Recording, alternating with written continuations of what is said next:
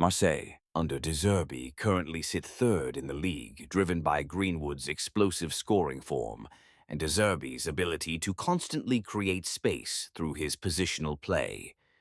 Their recent rise made me curious about how they would perform in the Champions League clash against Union Saint-Gilloise. De Zerbi's football is well known for inviting pressure to an extreme level and then exploiting the space that opens up behind it with rapid circulation and movement. Given the quality gap, it seemed likely that USG would approach this match with a more defensive low-block strategy in an attempt to contain Marseille's strengths. As expected, USG began the match with a deep and compact structure, maintaining their defensive line in a mid-block or lower block.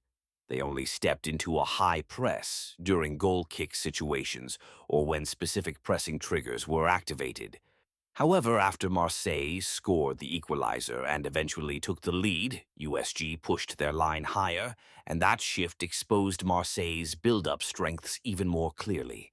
So in this video, we're going to break down Marseille's build-up patterns from this match and analyze how De Zerbi's side created advantages during the progression phase. Marseille set up in a 3-5-2 structure, while USG lined up in a 3-4-2-1.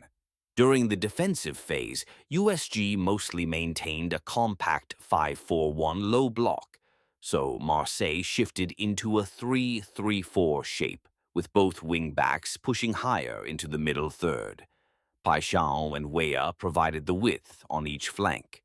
When Marseille progressed into the final third, they increased the number of players on the last line, morphing into a 3-2-5 structure. In this shape, the left-wide center-back Emerson occasionally advanced into higher zones to exploit the half space or to split USG's defensive line. When he stepped forward, Højbjerg or Vermeeren dropped in to cover, forming the back three in his place. This allowed Marseille to occupy the attacking third, with 5 horizontal lanes and 5 players across the front line. Marseille used 3 defenders plus the goalkeeper in their build-up, while USG kept only 2 players in the first line of pressure for most of the first half. This allowed Marseille to comfortably exploit a 4 versus 2 numerical superiority in the first phase. In the second half, USG increased their high press to 3 attackers, but Marseille still maintained a 4 versus 3 advantage, making it relatively easy for them to progress through zones A and B. During the build-up, 3 midfielders, 1 forward, and the ball-side wing-back dropped deeper to support possession, creating a 5v2 overload in Zone B. With these coordinated movements, Marseille consistently generated numerical superiority across all zones. When the opposition's press was passive, one of the wide center-backs, usually the left one, would carry the ball forward to draw pressure and open passing lanes for teammates. This dribble progression created space for others to exploit. But when USG pressed aggressively and committed more numbers into Zone A, Marseille occasionally opted for long balls to escape immediate danger. The next sequence shows one of Marseille's build-up patterns. Multiple attackers drop to support possession, including Greenwood, who comes deeper to combine with the midfield.